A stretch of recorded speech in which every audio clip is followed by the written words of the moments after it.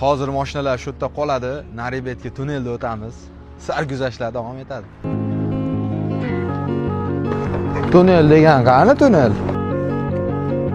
Sizga yoqyaptimi? Menga ham yoqyapti.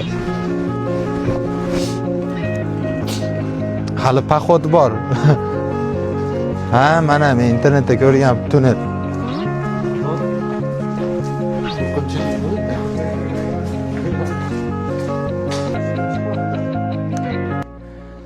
Bizani Drandilencha tepalarga chiqib ketish uchun.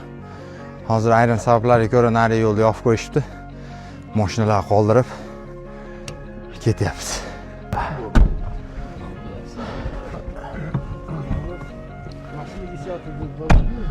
Короче, qurtni ichamiz, dam olgan ketamiz.